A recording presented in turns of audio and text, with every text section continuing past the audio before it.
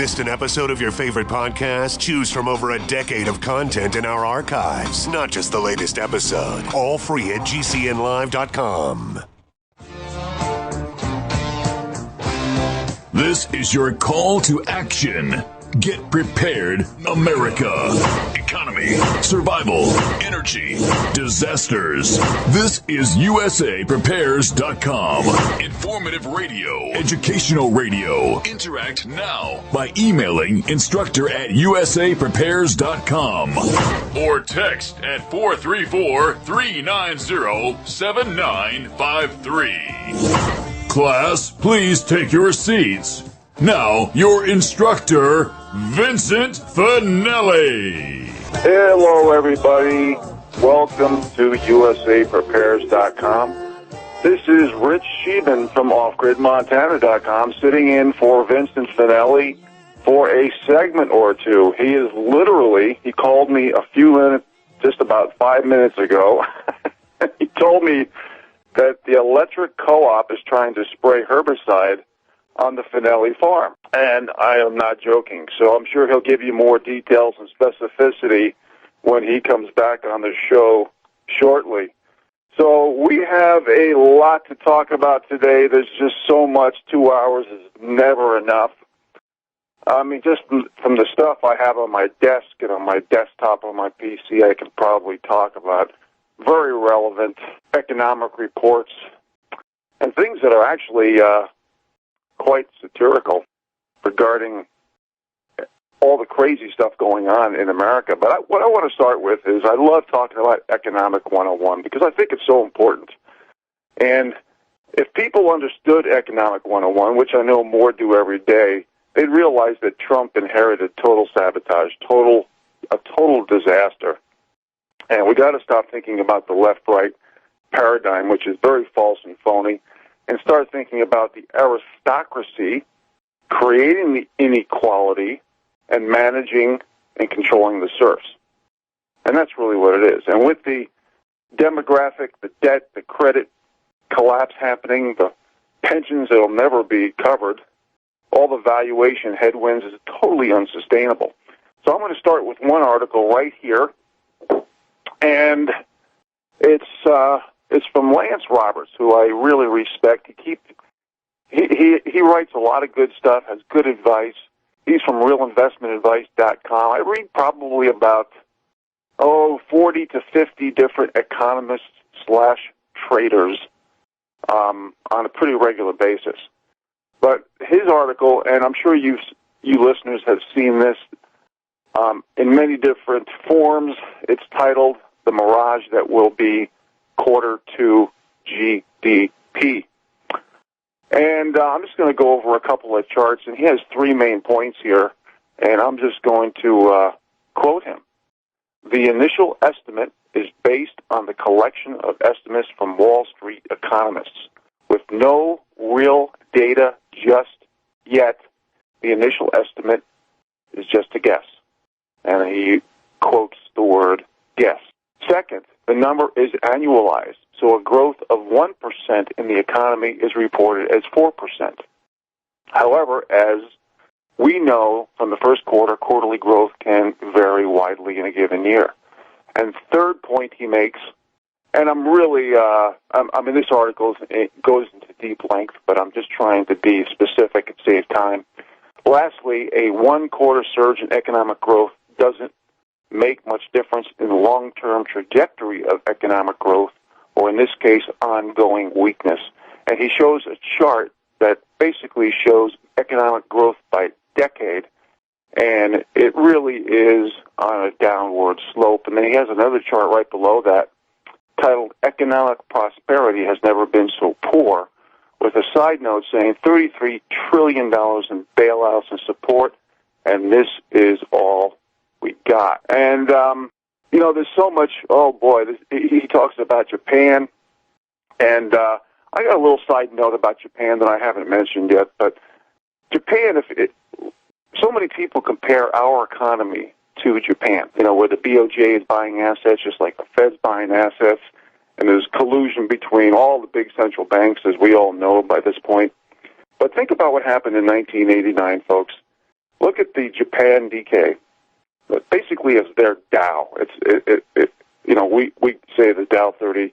Basically, the Japan has the Nikkei, which is very similar. So 30 years after they crashed in 1989, their stock market is still down 50%.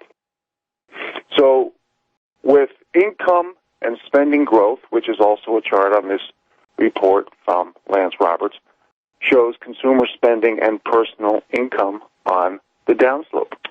So I'm not trying to diss President Trump, because if I did support him, and I'll be honest with you, I think what he's trying to do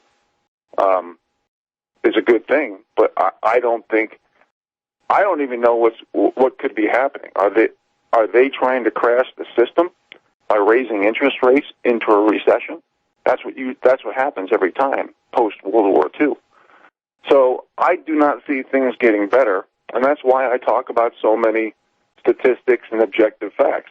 Like, is GDP based on military spending? Everything goes into GDP. It could be divorce, that monies go to the attorneys. It could be GDP isn't necessarily all great news. And as we know, GDP has a unit of measure credibility issue, because it takes between $3 and $6, depending on who you read, of increased debt to obtain $1 of GDP growth. So you have to ask yourself about the validity and legitimacy of that particular unit of measure. Now, also recently, consumer spending is falling to a 4.5-year low, and personal income is lower than that, while debt's going up. Now, keep in mind, our growth numbers, whether it be GDP or whatever they use, is dependent on 70% of consumer spending. So if this is all happening, how can GDP actually be going up when savings rates are going down and people are going more into debt, especially with our present derivative situation? I mean, you look at the derivatives and the LIBOR rate, which is responsible for almost $400 trillion in the derivative market. And derivatives are basically, it's over-leverage on debt, on more over-leverage and more debt, and it's being repackaged and resold over and over. And a lot of the ratings, especially, if their bonds is bought and paid for, ratings distortion. In fact, I've read recently that 50% of the corporate bonds are extremely low rated, often triple D or even lower.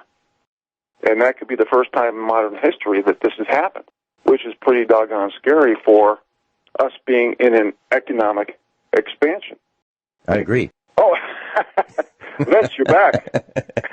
Well, just a little skirmish with the electric company. Hey, that doesn't happen very often. Where a couple seconds before the broadcast starts, I call you and say, I got to go. They want to spray herbicides on our organic farm, and we're not going to let them do it. Gosh, yeah. I appreciate you filling in for that. My pleasure. But tell the listeners not just what happened, but when I answered the phone, that made you laugh. Well, Rich said he was going to sing, and he answered the phone by saying he was going to sing. And so, did you sing? I sing 1970s disco songs. Yeah, okay? yeah. So did you? And I made, because he called me like 5 minutes before the show, and I recognized his number, so I just said, he laughed. So I got in the Jeep. So right after you said you could do it, I got in the Jeep and raced down the road looking for these guys. Now, Mrs. Finelli had already spoken to them, and they don't speak English very well. They've got backpacks, and they're spraying backpack herbicides around the power poles. And, it's a power pole every 300 feet, so we've got a mile of these power poles along our farm. And the last thing we wanted these guys to do was spray herbicides on our organic farm. And, that's another thing I need to bring up at the annual meeting, at the Board of Directors annual meeting. So you take farms that are organic, and then you've got the power company spraying herbicides.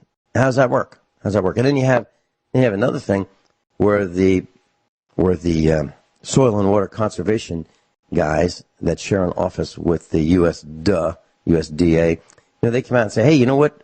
we'll drill a well for you. We'll put in these cattle waterers, and all you have to do is keep your cows out of the trees, out of the woods, out of the streams, and you can give your cows fresh water. And then they put in these wells, and the wells need electricity, and then the electric company says, you know what, we've got a captive audience here. Let's charge our customers $28 a month for the meter to sit there, whether it's being used or not. So now you have all these meters that are racking up these charges, whether they use electricity or not. But the farmers that have these power poles, the electric company wants to spray around them, and they want to use herbicides on these farms that may or may not be organic. What a mess. And so it's never ending, keeping the predators away from the farm. It's unbelievable. But I appreciate you taking care of that. And my pleasure. So I could go fight the battle of the moment. All you got to do is you got to do. Yeah. So class, you may want to take a page out of our book, and we just don't let these things happen without a fight, where we do the best we can to protect our interests. And so when a farmer says he's got organic beef, really? Okay, or an organic farm. Okay, what about the electric company spraying on herbicides? And so Mrs. Finelli was out there before I went out there, and she said, hey, we don't want our cows eating the grass. Oh, it's safe. No, it's not safe. So we're trying to explain to this guy who doesn't speak English that it's not safe, and he's out there without a respirator. Why? Because his boss, whoever that is, said, oh, no, don't worry about it. Just, you can inhale the stuff as you spray. That's okay. It's okay. There's another guy that I know who's a farmer, and he just died about a year ago. I mentioned this on the air, that he was showing me his farm, and he had these beautiful fence lines, no grass growing underneath the fence lines. It's like a desert right underneath the fence lines. And I said, so how do you do that? He said, I just spray it. How do you spray it? Well, I just get on this four-wheeler and I just spray it. Do you wear a respirator? No. Really? No. And then he died because he's been spraying it for years. Roundup. That's Agent Orange. That's what we use to defoliate Vietnam. We'll be right back. And let us know what's on your mind. 866-582-9933. 866-582-9933. Telephone listen lines up. 605-477-3249. 605-477-3249. Rich Sheben's with us, offgridmontana.com. Rich, what would you like to talk about today? Well, you mentioned Vietnam. Yeah. And I have an article here that I think is very worthy of at least a couple-minute discussion. And it talks about Jane Fonda apologizing for sitting on a gun during a Vietnam stunt when she was with North Vietnam. And, it's not a real lengthy article. It's on the Daily Caller, and it's been out for a few days. And one of the last paragraphs, the last two paragraphs, in fact, I'll just read it. While she makes no apology for her visit and overall tone of her activism, she did apologize for the photograph showing her seated on the anti-aircraft gun. She said, I'm so sorry that I was thoughtless enough to sit down on that gun at the time. The message that sends to the guys that we were there and their families, it's horrible for me to think about that. Fonda's statement comes just weeks after her younger brother, Peter, had to delete a series of tweets advocating that President Donald Trump's youngest son, Barron, be kidnapped. And what is really, this is why I wanted to discuss this article in a little bit of detail. It's a shame when our prisoners of war handed her a note to give to their families, to give to the powers that be, to offer some help, to show them that they were alive, that they were okay. Whatever the objective of the prisoners who handed her that note, she should be apologizing for that. She should be apologizing for basically degrading and disrespecting so many Vietnam vets who didn't go there on their own for their own benefit. They were drafted. The Vietnam War was the draft. Most of the people who enlisted because they knew they were going to get drafted. And just like all wars, who fights it in America? The poor and the middle class. And this was a false flag, propaganda, lie war. The Bay of Tonkin. So we lost 60,000, approximately, give or take, men for a false flag. And she apologizes for sitting on a gun. And that just shows how out of touch the elites are. Because did she bring this up for some type of plausible deniability?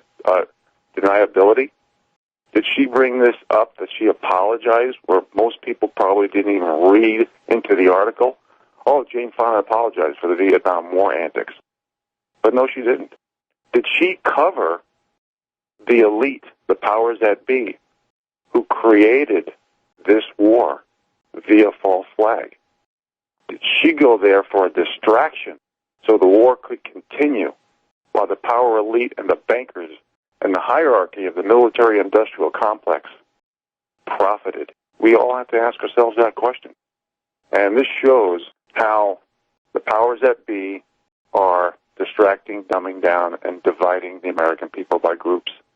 The race baiting, the gender baiting, sex, sexual orientation, religion, ideology, making generations hate different generations. This is why the mainstream media manufactures perception, pity, guilt, and ideology to sway public opinion and hold on to the narrative. It's all theater. It's all about holding on to the narrative. It's all about group identity politics, lowering the bars of standards and expectations so there's chaos and infighting between every group in America.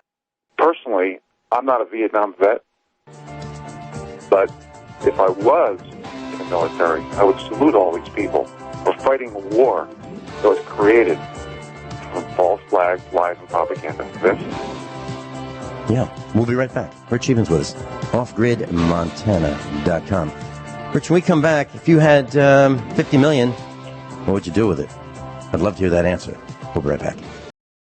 So it sounds like the supervisor from the electric cooperative is on his way over to the farm to figure out how they're going to handle this, because the Finellis do not want herbicide sprayed on the farm, and the power company wants herbicide sprayed around the power poles. So right along the fence, on the road, we have power poles, and right on the fence line. And that's something else. You know, there are people who put fences on their property, and they say, well, what's a setback? And, you know, from the center line of the road. Well, ours is like right on the road. So there's probably 5 feet between the edge of the road and our fence. We didn't put it there, but if we were putting it there, we would put it there. We'd put it right up against the road, because what happens is, you know, those road people seem to steal more and more of your land. So they want, 25 feet or so that they can have a pull-off area, and so that they can make the road wider and wider and wider and take more and more and more of your property. Well, that's going to be really tough, because in order for them to do that to our property, they're going to have to steal our fences. And that's going to come with a lot of noise. So the electric company is on its way, and so the Finelli family is gathering, and we're going to see how this works out. We do not want spraying on our farm. So the question for Rich Sheben is, so Rich, you look in your account and you say, wow, this is great. In terms of digits, I've got 50 million extra digits. What do I do with those 50 million extra digits? What would you, what would you, literally, had you gotten that notification that you've got an extra 50 million extra digits denominated in frauds, Federal Reserve accounting unit dollars, what would you do with them? Well, Vince, I would probably do all the things that I've been saying over the years on radio shows like yours. First thing, I'd start self-sufficiency preparedness schools, and I'd create databases of commerce for average Joe, good people who are looking to do everything from barter to business. And when I talk about that, I'm not anti-technology, I'm not anti-crypto, I mean, my solar array is electronic, for Pete's sakes. That's 21st century technology. I'm just saying we have to go back to 19th century technology, relearn some of those skills, and dovetail them with today's technology, especially when you read statistics like the average child spends 7 hours a week outdoors. That's ridiculous. I used to spend double that, minimum, outdoors on a daily basis. I couldn't get enough of it. And I grew up in the metropolitan area of New York City. So when I talk about things, self-sufficiency preparedness schools, I talk about alternative energy. It could be solar, it could be hydro, it could be wind, it could be any of this stuff. I talk about the importance of buying land, hunting, fishing, raising animals, preserving food through canning. It could be our Constitution. Financial counseling and economy is so important. So many people don't understand principal, interest, amortization schedules. They don't teach in school even how to balance a checkbook. They haven't for decades. I mean, so many things that people don't know about: botany, wild, edible, medicinal plants, nutrition. Most Americans are clueless on nutrition. Homeschooling ideas, gardening, farming. There's so many firearms, handgun defense training. There's so many things that could benefit the little guy, the bottom 93%. And then I would also put money into practice what you preach laws. I think, and I'm not saying this because I came up with it. I don't care. I don't care who takes credit for it. I don't care if Donald Trump takes credit for it. I don't care if Congress takes credit for it. But this is the most important law that is needed in America. Practice what you preach laws. Because so many people, especially the elite, tell us how to live, but they're not doing that themselves. It's kind of analogous to Obama. A week ago, he said, "Oh, we need to stop having people live in these big houses." Well, and then he has 2 mansions. One's $9 million, 8+ bedrooms. We need to have practice with your preach laws. Same thing with, like, a great example is if you're an opponent of having gun laws and protecting yourself. Okay, how can you be opponent of the Second Amendment when you're hiring security guards who carry guns, often with taxpayer dollars, to carry guns to protect you? It doesn't even make sense. So we need to have practice with your preach laws, and if I had $50 million, see, Congress wouldn't invite me to speak because I'm from the wrong group and I don't have enough money. The little people needs to be, they don't have anybody to stick up for. The little people are basically, they're being talked down to. They're being told what to do. They're losing freedoms, liberties. They have no justice. It's all about group identity politics so we can infight and have chaos. It's all about rewarding mediocrity and destroying America from within and making America the law of diminishing returns. So the opportunities of productivity, innovation, knowledge, opportunity isn't available for the little guy because hard work, effort, proven results, and qualification no longer works. I would talk about standing for principle. 3 criteria, and people who listen to the show on a regular basis know that I'm not going to get into super specifics, but generally it is the same rules, laws, and accountability for everybody. The word truth for second and third. If somebody has less consequences for their behavior because of what group they're from, then everybody should do it. And that's, again, when practice what you preach laws kick in. I would like to take that money and talk about political correctness in general, because too many people think it's just about affirmative action, quotas, or telling a joke in the hallway at work. There's at least 1,000 subsets under political correctness, and it's destroyed us from within. And the best way that I find to define political correctness is by its antonym, and that is the word truth. And the distortion, the theater, the changing of the narrative, the memes, the themes, the talking points. I have one article here. It's actually not more than an article. It's got a videotape attached that I want to go over today. It's about a Canadian teacher that gets interviewed by the Rebel. She's a teacher. And you should see the things that she says. She screams. She yells. She shouts. It's the same thing Whoopi Goldberg did to Judge Jeanine Pirro. There's no conversation of logic, common sense, and rationale. It's an agenda to take over the narrative. basically not allow both people to speak and have communication. She's yelling, calling him a fascist, and I should go over the definition of fascism again. It's unbelievable how people have no clue, because the George Soros money and the big money that comes from the top hires a violent arm of the Democratic Party, which is Antifa, who are saying we don't want fascism. Well, Obama probably brought in more fascism, and we've had fascism for 20 years. And that's basically the alliance of big corporate oligarchies with big government. And this is why I talk about QE for the people, because this economy is not going to rebound. Most of our jobs are still going to India, to China, to Vietnam, and it's not just cheap labor. How can you have a company, have commerce, and have successful companies in this nation when you can't even hire labor because somebody told a joke in the hallway, or somebody said something that basically was insulted? Because you can't have commerce like that. You can't have commerce when we've replaced hard work, effort, proven results, and qualifications, and are hiring by what group we're in and lowering the bars of standards and expectations. You can't have commerce when certain companies and industries get subsidies, special interests, the money printing, the lobbying, the PACs.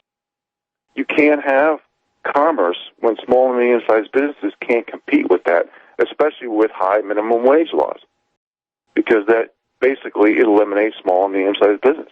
You can't have commerce when robotics, automation, artificial intelligence is going to take tens of millions of jobs. You can't have commerce when artificial inflation, like food, water, healthcare, college, insurance, taxes, lumber, housing, stocks, bonds, rent, transportation. How can you have commerce when certain industries get all this money, whether it be free money or low-interest money, then they go into debt, then they do stock buybacks, and the companies, the fleecing of corporate America, they're not even putting money into employees and R&D and new goods and services. They're literally creating outstanding shares of stock so the prices go up so the executives can cash in their stock options, while they're issuing more debt, more bonds, and they got to pay back this debt, and they're funneling all this off in a derivative fashion because everybody's chasing yield to pension plans and things of that nature. Not to mention the fact that a lot of that money goes to the preferred primary shareholders in the form of the dividends. And then there's mergers and acquisitions. That also means more consolidation. So how can you have commerce under these circumstances? There's no way things are going to get better for the little guy. The bottom 93% is being screwed, being overlooked. And not only are they being ignored, they are actually being molded and groomed and cultivated to foment hate, and this is done by the mainstream media and the powers that be, in order to turn the United States of America into the divided groups of America. They use media propaganda, subliminal messaging, professional wordsmith, Hegelian dialectic. They use every trick in the book that they can do in order to make the people more submissive, to break our will, to make us take more drugs, more alcohol, more obesity, become more violent, and have more despair. So you would take that $50 million and teach people with it. Is that what you're saying? Absolutely. I have citizen review boards. I go back to meritocracy, which is hard work and results. We'll be right back. Rich, I was listening intently to what you were saying about how you'd spend that $50 million. And I have a couple quick comments. Number one, I totally agree with you. And I tried it back without the $50 million, though. Back in the 1990s, I was teaching entrepreneurship in my classroom in the Virginia public school system in the high school. And I wrote a brief plan to change the curriculum for our high school students that said, I went to the superintendent with this. He was my boss. I didn't report to, as a teacher, I did not report to a principal because he had no clue what I was doing. So I said I would do it, I would teach, but I would only report to the superintendent, which was an anomaly in itself. But they agreed with that. And so I wanted the curriculum to include teaching every student in the high school principles of finance, economics, principles of banking, principles of insurance, ethics, and principles of business, just to name a few, in lieu of Black History Month and special classes for special groups. Now, I'm not picking on the blacks. I wanted Black history to be woven into all the history so it could be chronological. All history, world history, United States history, and the Commonwealth of Virginia history. All of that to include all types of people, all races, clans, tribes, everybody. Okay? I'm not saying don't teach Black history. I'm saying don't teach it specifically. Okay? Teach it along with all the other history and make sure it is included. Well, my plan was dismissed. We can't do that. We can't do that. Why? Because they take money from the feds. Take money from the feds, and they have to teach what the feds, in order to comply with the agreement with the feds to get the funds, they've got to teach what the feds want them to teach, as agreed to in this contract. All right, so that was one thing that I wanted to mention. Another thing was you mentioned Obama's house. So Obama's house in Washington, D.C. is 8,200 square feet. 8,200 square feet. It qualifies as a mansion because typically a mansion is above 5,000 square feet. So he lives in a mansion in Washington, D.C., and it's worth, they officially purchased this mansion that they'd been renting. The purchase price was $8.1 million, and it is 8,200 square feet. So it's got 9 bedrooms. Of course, they need 9 bedrooms, and they have 8.5 bathrooms. Of course, they need plenty of bathrooms. I did a quick calculation, and I thought, how much is that a square foot? Now, let me tell you that we built our house in Missouri. It's a stone house. Now, Barry and his family live in a brick house. Brick is one of the most expensive building materials to use to build a house. Stone is even more expensive. Now, the bricks cost more to buy the bricks. The stone costs less to buy the stone, but the stone is way harder to put in. Why? Because each stone is different. Different size, different shape, and each one has to be hand-fitted. It took 18 months for the stonemasons to apply the stone to our house. Now, the reason I'm telling you all this is we built our house for $58 per square foot. Typical house, if you have a neighborhood house in a development, is probably somewhere around $150, $100 to $150 per square foot. Ours, we built for roughly a third of that. Barry's house, Obama's house, is $9,878 per square foot, or 170 times more expensive than ours. Unbelievable. Unbelievable. We'll talk more about that when we come back. These numbers are just nuts. Rich Sheben's with us. I'm Vin Finelli. And on their way is the electric utility company. And I'm delegating that to our family to fight that out. We'll see how they do. I'll let you know. We'll be right back. Everyone all set, cocked, locked. Hour number 2 of USA Prepares. Well, Rich Scheben, very interesting. So the Laclede Electric Cooperative supervisor just came, had a meeting with Mrs. Finelli and our son, and I thought, this is a really good time to see how the training has worked. Mrs. Finelli and I have been married just under 4 decades. And so she and our son went out, met with the guy, and he got on his phone, and he's doing everything he can to stop the spraying on our farm. And that's really, really cool. So can it be done, class? You just heard the whole thing from start to stop, or almost stop, right here on the radio when Rich Scheben took over for me.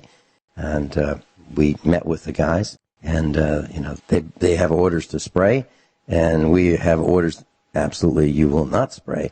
So the kind of the worker bees were caught in the middle, but we got the supervisor involved, and they are marking our property as do not spray.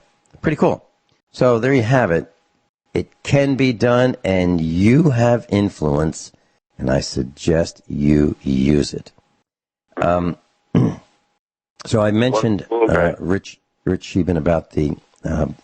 You mentioned Barack Obama's house, 8,200 square feet, and he's telling everyone else, "Listen, you guys, y'all can't have big houses. You know, you need to scale down."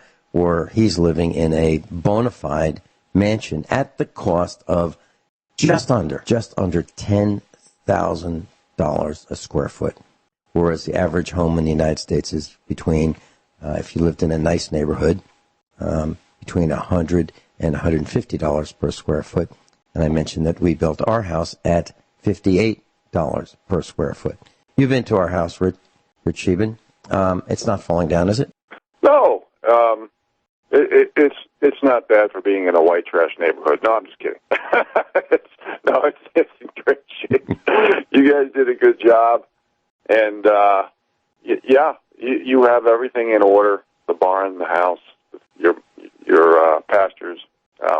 You put a lot of thought into everything, and that's the way it should be. People should live their dream the way they see fit and do what makes sense. And I just want to chalk one up for the little guys with you and the electric co-op. I mean, the little guys don't usually win, and here on USAPrepares.com, that's who we stick up for. And if I had a video camera, you would have. If I had a video camera running, I could have shown you that video, and you could see this electric cooperative supervisor show up in his nice, shiny new truck, pulling up next to our Rustmobile, our our truck, and our rusty equipment, and you could have seen the little discussion that we had.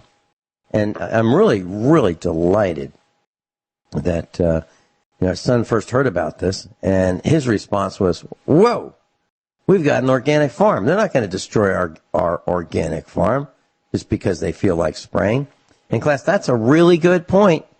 You can't let these guys do what they want. Even if they send you a notice, which they did, they said they were going to spray. Even when they send you a notice saying, we're just going to be spraying, what do they say they're going to be spraying? Do they say they're going to be spraying Agent Orange?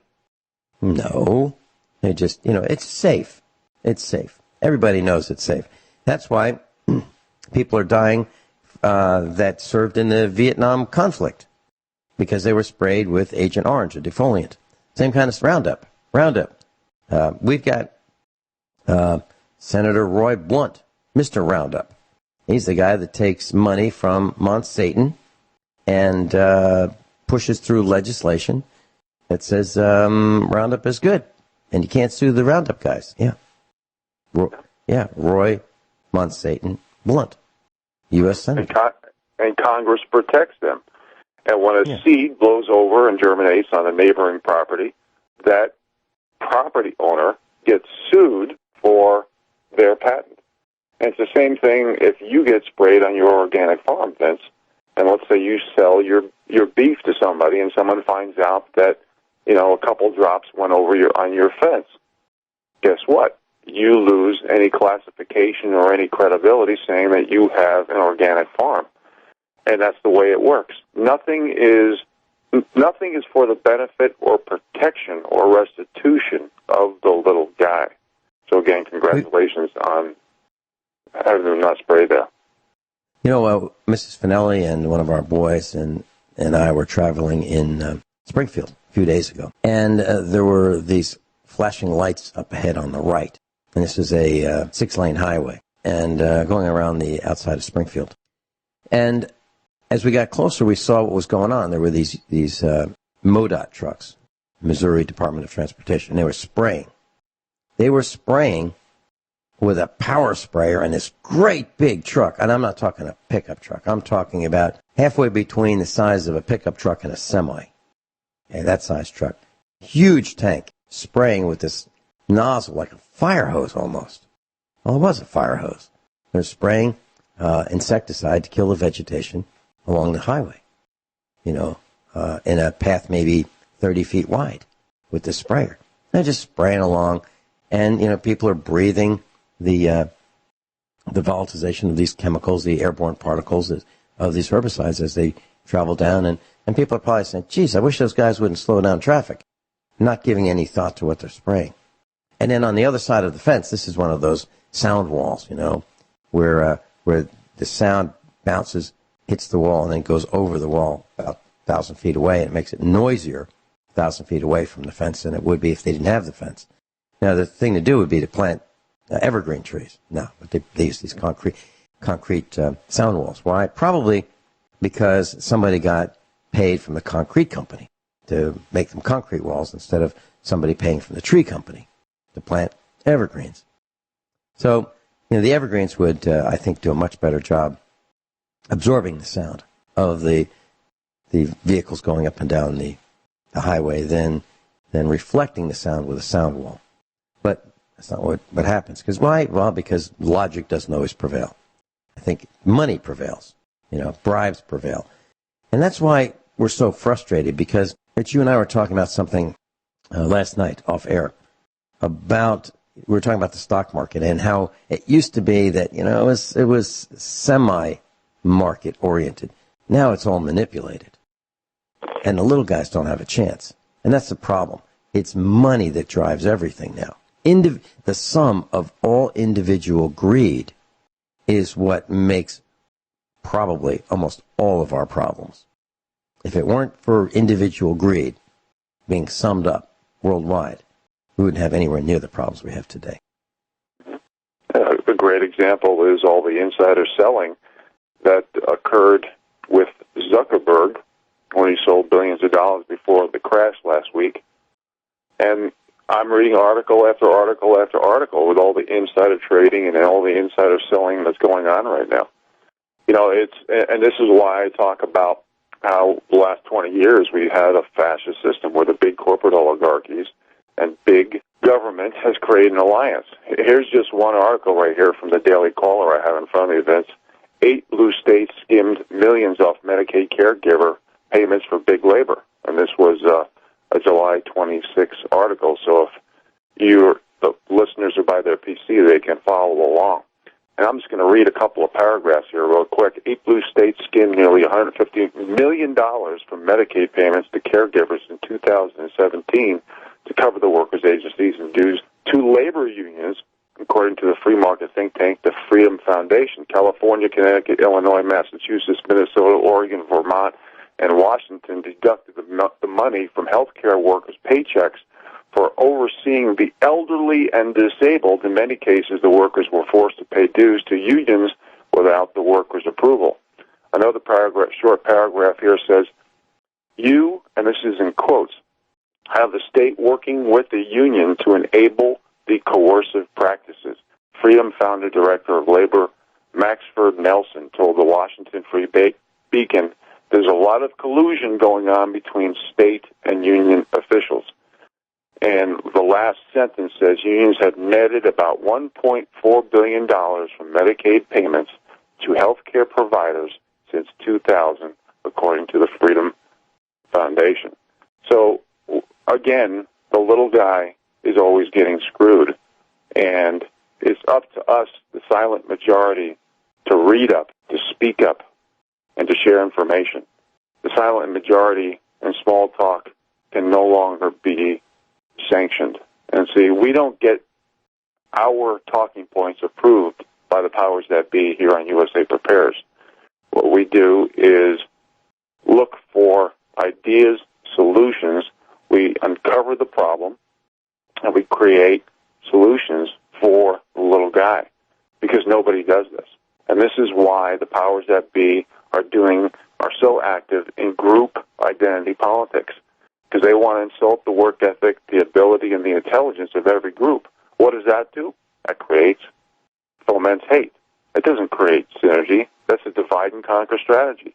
So when you degrade and disrespect groups because you say they can't compete, you're not only not empowering the groups and the individuals, but you're destroying a nation from within. And this is what is happening. And this is what fascism is. So when you look at Antifa and you look at how they call certain groups Nazis, Nazis basically are people who take away guns. Nazis are people who take away free speech. Nazis are people who take away the Constitution. Nazis are people who take away freedom, liberty, and justice. Does that sound like the American people are Nazis? No, it's the powers that be, the mainstream media, and the talking heads who are bought and paid for, controlled by the elite, who are the Nazis and not the people. Vince?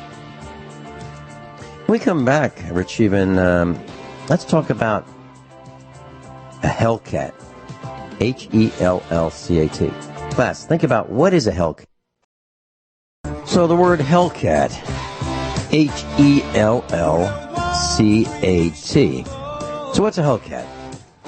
Well, I'm reading an article, and there are many articles about this particular Hellcat. It's a car. And the headline reads, U.S. Department of Justice wants a refund for a Dodge Charger Hellcat bought by Georgia Sheriff's Department. Okay? And this is the Gwinnett County Sheriff's Department that bought this car. And it goes on to say the Sheriff's Department of Gwinnett County in Georgia is in trouble with the Department of Justice after making a bit of an extravagant purchase. The Atlanta Journal-Constitution reports that Sheriff Butch Conway spent almost $70,000 of drug seizure money on a Dodge Charger SRT Hellcat to use as a company car. That's a quote. Everything I just said is a quote. Here's the rest of this quote from thedrive.com, thedrive.com. The Hellcat is done up in an especially intimidating black paint job with black rims and tinted windows. Ironic, considering cops usually don't like tinted windows. It cost $69,258, which was paid for by U.S. Department of Justice Money Laundering and Asset Recovery Section's Equitable Sharing Program. In other words, the Department of Justice gives money seized from criminal activity to state and local agencies like Gwinnett County. The idea is that this money can be used to buy things that the recipients need. When the Department of Justice found out about the Sheriff Conway's Hellcat, they didn't really consider that a necessity and demanded the money back. Now, so how did the county justify spending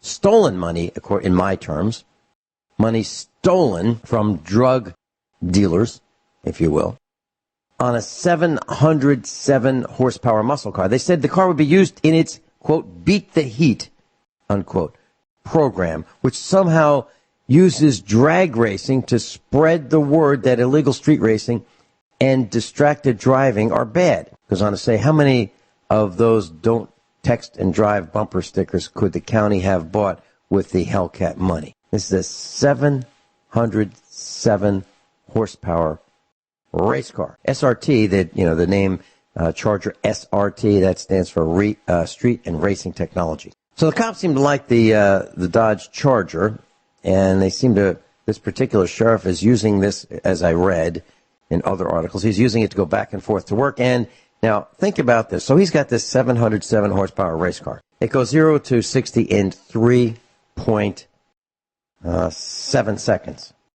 3.7 seconds. I mean, this is a race car. There's no question about it.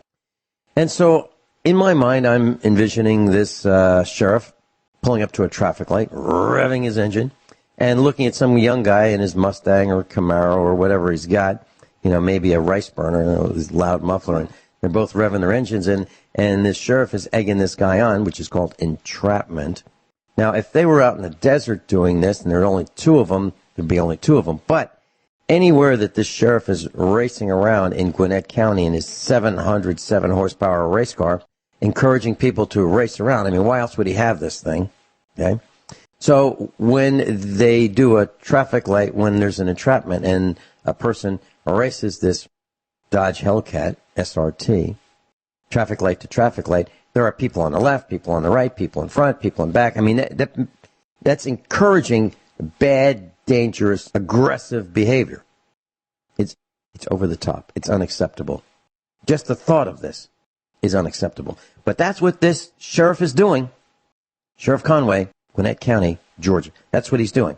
He's using this car to ride around. What kind of example is that sending? He's saying this is to teach people not to race around. Really? So he's doing it in a race car that was purchased with stolen money? Now, even if you don't like illegal drug sales, the money that was taken from these illegal drug sales was used to buy a race car. These guys have twisted logic, and I'm angry about it. I'll be right back. Rich Sheben's with us, and I just want to give you a quick update. Two gentlemen just left from Laclede Electric Cooperative, and they are very concerned about the spraying. We are on the list, no spraying. And it looks like everything worked out very nicely and peacefully and politely. Everybody was just really, really nice. And they understand that we are farmers, and we absolutely will not allow herbicide spraying on our property. We don't do it, and we won't let anybody else do it. So we took, a hard line, but not an aggressive hard line. We just took a hard line saying that we can't allow it. We can't allow our hard work to go down the drain because they want to spray the power poles to prevent vines from growing up there. If they want to, those power poles belong to them, but the land around it belongs to us. So if they want to prevent vines from growing up the power poles, they can come and cut them down. That'd be fine. But we do not want chemical spraying. So can you do it, class? The answer is you heard it here live on the radio, starting with Rich Sheben jumping in the studio seat and taking control of USA Prepares while I had something I had to do spur of the moment, which was prevent spraying of herbicides on the farm. I really, really appreciate that, Rich Sheben. And, class, you can do it too. My pleasure. You can do it too. Yeah, thank you. And Hellcat, what was your reaction to that story about the Hellcat, that Gwinnett County, Georgia sheriff buying a race car with stolen money? I believe it's stolen money, even though some people may say, that was drug money. Well, it's still stolen money. It's been stolen. Instead of saying, let's take that stolen money and give it to the cops to spend on whatever they think they need, like a race car, how about giving it back to the county and saying, here's money that has been recovered from what we call illegal activity, and we want to lower your taxes based on this amount of money. How about that? Wouldn't that be nice? Oh, so your thoughts? That would be nice. In fact, the first thing that came to my mind is when Trump said he wants to transfer power back to the people. And if you recall earlier, right before the break, when you asked me what I would do with $50,000, I mentioned a long list of things that I've been mentioning for years now. And one of them was citizen review boards. And that should be from the police to the governor to all government to oligarchies. I would like to see citizen review boards pop up everywhere, and they make the final decision. I think our lawyers and judges are paid for it, just like when I got diagnosed with spinal stenosis and nerve damage and tried to go as a part-time job share. GlaxoSmithKline told me it was for women only. I contacted 30 different attorneys. They told me I have a 1 in 1,000 chance of winning a reverse discrimination lawsuit. They said if I was a female and it was done in reverse, I would have a $10 million settlement by the end of the day. Another attorney told me I don't have enough group self-pity points. What we need to do is get the lawyers and judges, and in some aspects, even law enforcement, out of the picture. We need the people to get rid of this corrupt system where there's no accountability. And this is why we always talk about fascism, socialism, communism, dictatorships, authoritarianism, the words tyranny, tyrannical. What all this means is top-down, centralized control with no accountability from the governing body. It's basically how I would define austerity. Austerity is the little people paying for the so-called mistakes of the so-called leaders. And the little guy has no restitution under the law. The little guy has no protection under the law. And until we create the same rules, laws, and accountability for everybody, we're going to have more corruption, more deception, more manipulation of numbers, more nepotism. Basically, everything that's going to occur is going to be against the will of the little people. So all these politically correct buzzwords that you hear me talk about, that comes from the elite: equality, fairness, tolerance, diversity, prosperity, inclusiveness, humanity, democracy. These words have no definition. The definition has been hijacked to use as a tool, a weaponized tool, to divide the American people. And as long as the powers that be can do whatever they want with whatever monies they can get hold of, can you imagine how we could fix the housing market? Because the housing market's going to come down, at least in urban, suburban America. So is retail, and so is commercial. I guarantee it. It's going to come down. Just because of all the numbers that I talk about for years with great detail and specificity, there's no way it's going to be. Now, they're artificially holding things up right now by not reporting the right numbers, because every unit of measure has been changed from GDP to CPI and inflation to the yield curve. I've talked about all of this and more in great detail. So the books are being cooked. But all this is going to come down. Can you imagine if the police monies that they have confiscated goes to the taxpayers to reduce property tax? Do you know what that would do in real value for property? It would send it up higher, and it would be real. See, the reason why urban, suburban properties are coming down, because their taxes are so high, because they got to pay for all these government pensions and the benefits and the salaries. There's no supply and demand in free markets. How is the next generation going to afford urban, suburban properties with the property taxes the way they are? They can't. They won't. And property values are going to come down. And more people are going to rent, because people are starting to pencil out, is it going to make a difference? Can I establish equity under the present circumstances of commerce and the economy? And most people are being kicked out, because people don't buy houses, people buy payments. And right now we have more than 50% of mortgages being issued by non-banks. So credit standards are decreasing. That's subprime mortgage, just like the subprime auto loans that's been happening for years. Credit standards are decreasing. So when they say non-banks, what does that mean? Does it mean credit unions? Does it mean loan sharks? Does it mean everything in between?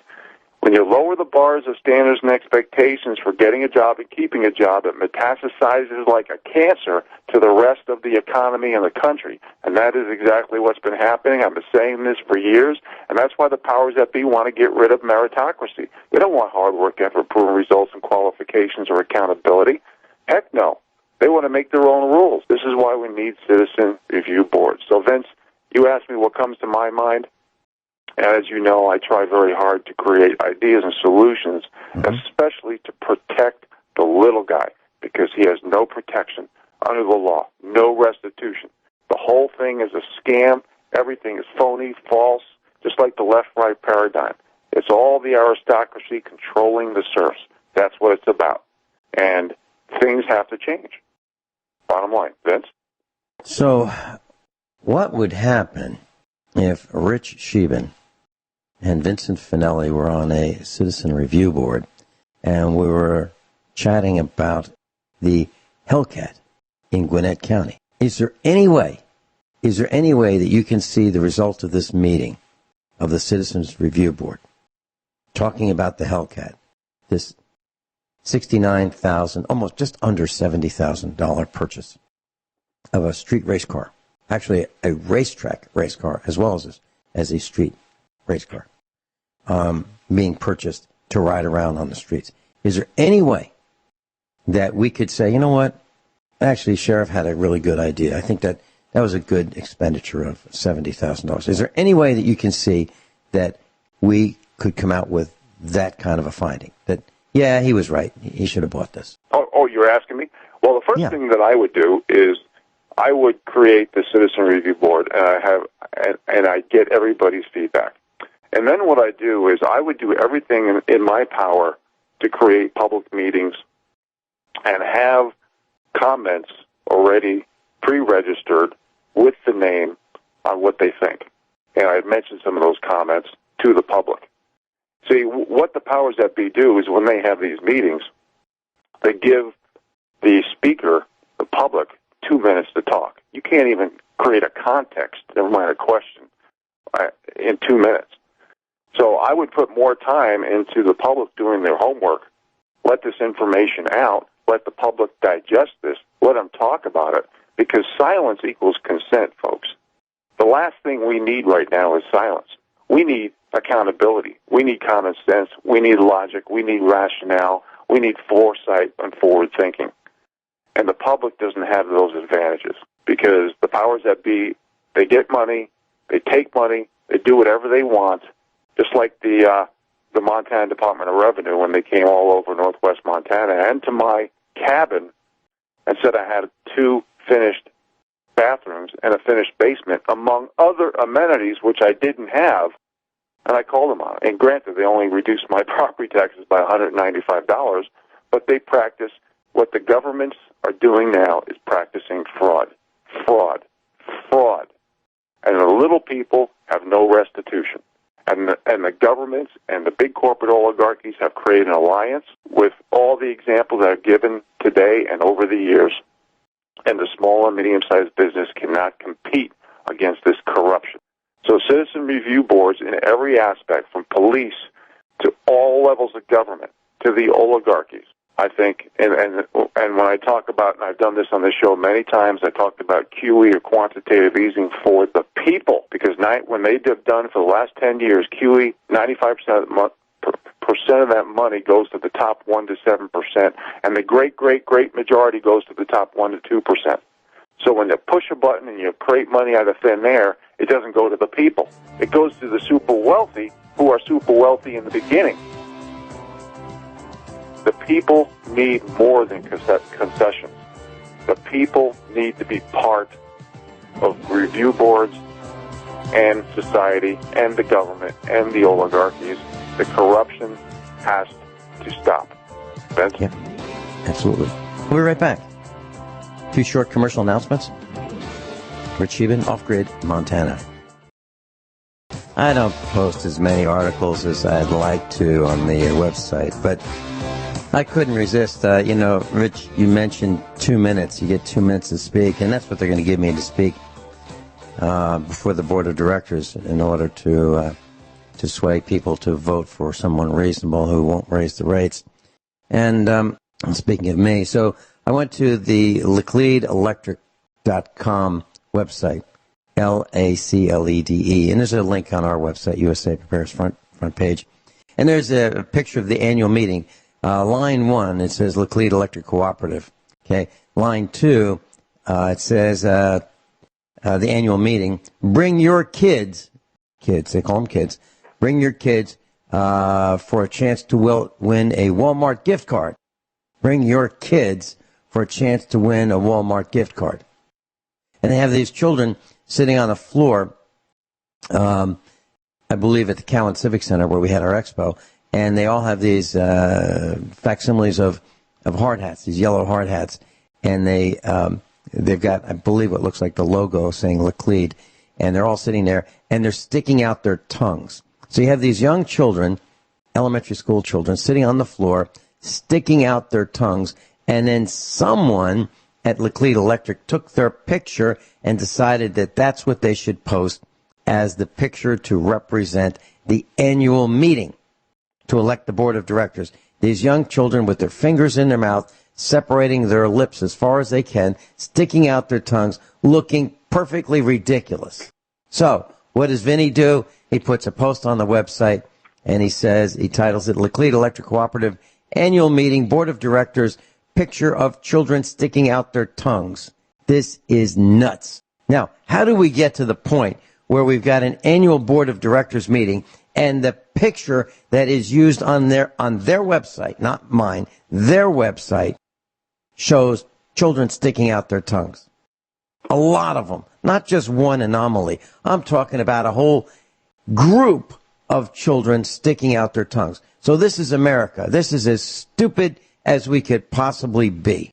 They're telling you to come to this circus, the annual board of directors meeting / circus, where your children can act foolish and you can have hot dogs and get a chance to win a Walmart gift card brought to you by people who pay their electric bills. It's an outrage.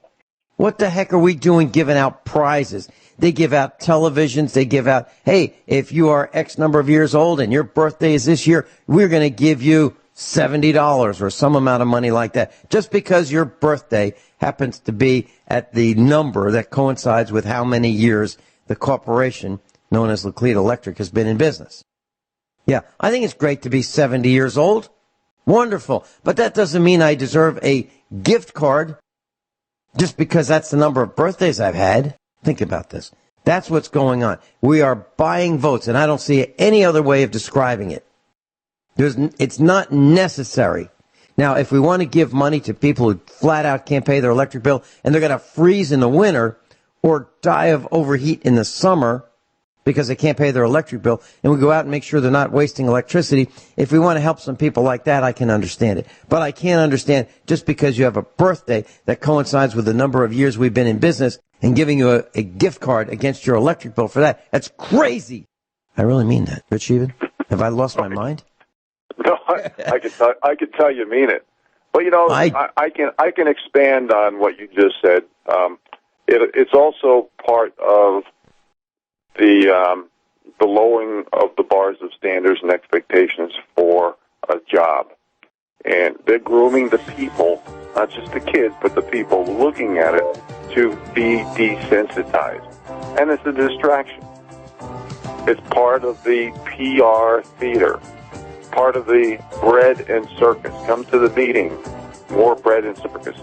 It's all I think someone who was taking this picture said, okay, boys and girls, I want you to make a funny face. Ready, set, funny face. And then they take the picture. And these children are being duped into doing that. And I'm sure their parents are really proud. Yeah, that's Sarah. That's Sarah up front. And there's Toby. And yeah, you can tell because they've got their tongue stuck out. Yeah, I'm so proud of my child. Shealy, thanks so much.